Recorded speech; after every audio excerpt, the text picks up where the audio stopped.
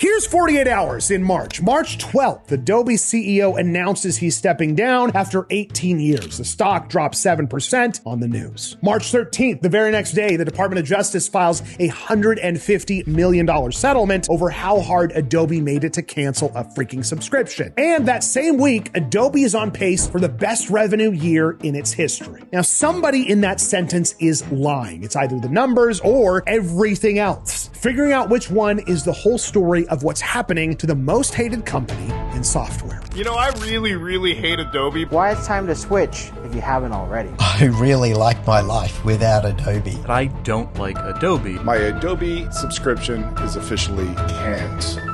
Because you know what? This is not a company dying. Companies die all the freaking time. That would be boring. This is something weirder. A company hitting records every quarter while the customers, the government, and the stock market, and its own executives, by the way, all head for the exits at the exact same time. Now, to explain it, I need to show you three things: a black square, a country that got switched off overnight, and a fee that the federal government says was hidden on purpose. All of it traces back to one decision in 2013, a decision that every software company you currently hate loves to copy.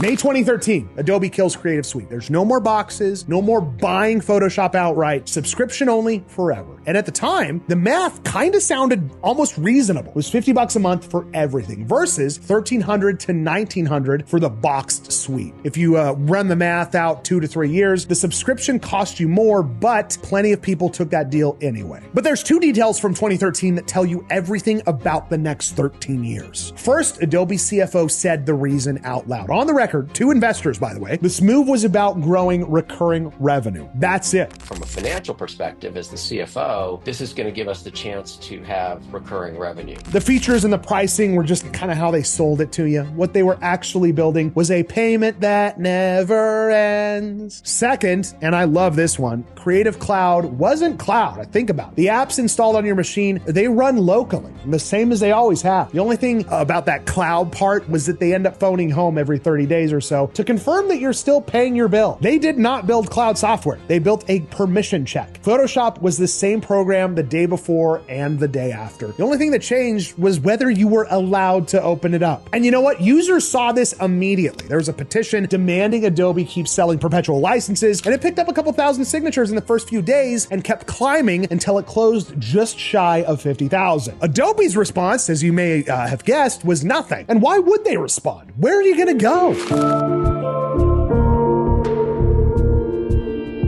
And once your business is permission instead of software, you start doing things that no software company would ever really do. 2019, Adobe tells subscribers that older versions of their apps, versions that people relied on for real client work, are no longer licensed. If you keep using them, you could face lawsuits from third parties. Well, the best theory is that Adobe's licensing fight with Dolby went sideways and customers became the exposed party. And to be precise, Adobe never threatened to sue anybody. They warned that somebody else might, which is somehow worse. Pay for the new version or you're on your own out there. Good luck. Have fun. Around the same era, the activation servers for the old boxed Creative Suites went dark. People who bought that software outright, who did everything right, couldn't reinstall what they owned. October 2019, the US puts out an executive order on Venezuela, and Adobe responds by deactivating every account in the country overnight. Paying customers, freelancers who were mid-project, gone. Their first answer on refunds was, hell no, the executive order won't let us. And then they walked that back after the backlash. But here's the detail that stuck with me. The pirated copies kept working. The only people who got punished here were the ones who paid.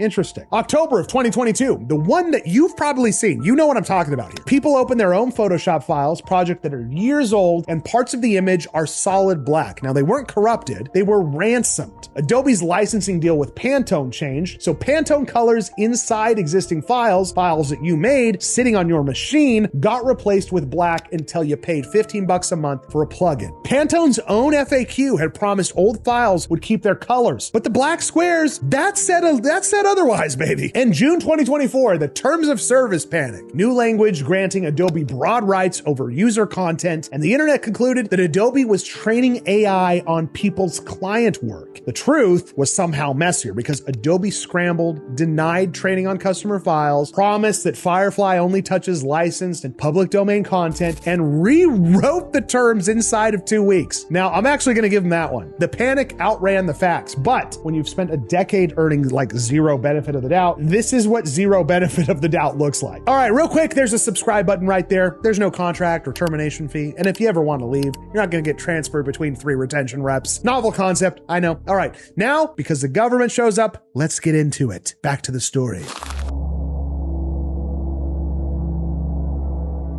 June 17th of 2024, the FTC refers and the Justice Department files a federal case against Adobe. And not just Adobe, by the way. They named 2 executives personally, the president of Adobe's digital media business and a vice president by name in a federal complaint. That almost never happens. Now, the allegation was simple. Adobe's default plan, the one that everyone got steered into, was called annual, paid monthly. This sounds harmless, but if you cancel early, there's a termination fee. And I had to pay $14 cancellation fee? What? Really? Yeah, really? 50% of every payment you had left. On today's pricing, that can be hundreds of dollars just to stop using their software. The government says that fee was hidden on purpose in fine print and behind these little hover icons, while the cancellation flow itself was built to wear you down. You had extra pages, dropped calls, you'd get bounced between reps, and the complaint ties all of it back to the 2012 subscription pivot, which means somewhere in a federal courtroom, there's basically section 1 of this video filed as evidence. So Adobe's facing a federal lawsuit about hidden fees and pricing games. So what do they do while it's pending? Well, on June 17th of 2025, 1 year later to the day, they raise the price. All apps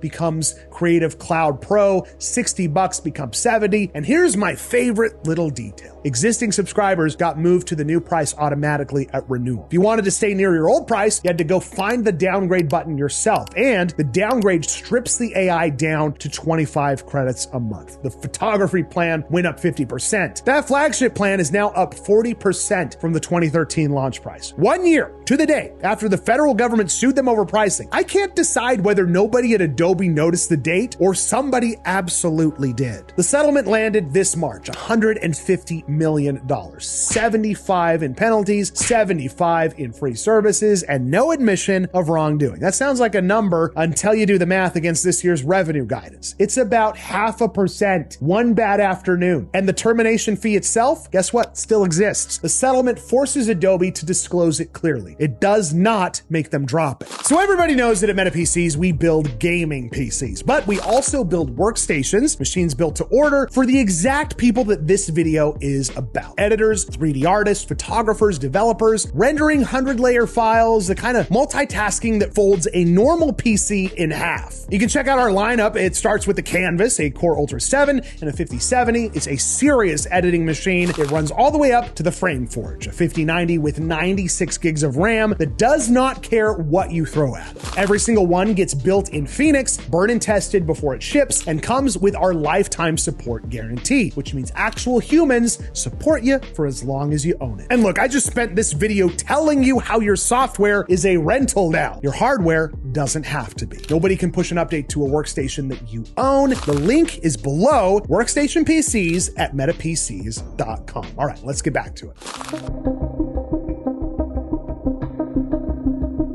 So this is where the video should end, right? Bad company, government showed up, some justice got done, yay. Except now I have to flip this whole thing on you. I'm so sorry. None of it worked. Not the petition, not Pantone, not Venezuela, not the FTC. Adobe just posted the best quarter in its history. $6.6 billion, up 13%. Records across the board. 850 million monthly users, more than half of the entire creative software market. 13 years of being the most hated company in the space, and this spreadsheet never noticed once. Their fortress is still standing. And yet, the stock is down more than 40% in a year, 60% off its 2021 peak, and it trades around 10 times earnings. That's a valuation that you give like a dying department store, not a software empire. The CEO of 18 years is leaving. The CFO walked out in June for another company mid-year, which CFOs of healthy empires don't generally do. And in June, Adobe beat earnings and raised guidance, and Wall Street was selling it off anyway. So what does the market know that the income statement doesn't? Exits, that's gotta be it. For For 13 years, the entire model rested on one sentence: where else are you gonna go? And in about 12 months, that sentence broke. Canva took Affinity, a real professional suite that people happily paid $70 an app for, and made the whole thing free. There was no freemium tier, no trial, just free. On Halloween, which I have to assume was somebody's idea of a joke, and AI tools now generate in seconds a real chunk of what people open Photoshop to do at all. The market was never pricing the hate. Customer hate doesn't show up in a terminal. It's pricing the possibility that the thing inside of the fortress stopped being mandatory. And if you want proof that this is bigger than Adobe, just take a look at Figma, the company that Adobe tried to buy for $20 billion. The deal that regulators killed, the one Adobe paid $1 billion just to walk away from. Figma went public last summer and it's down 66%, worse than Adobe. The market isn't betting against one landlord, it's betting against rent in general.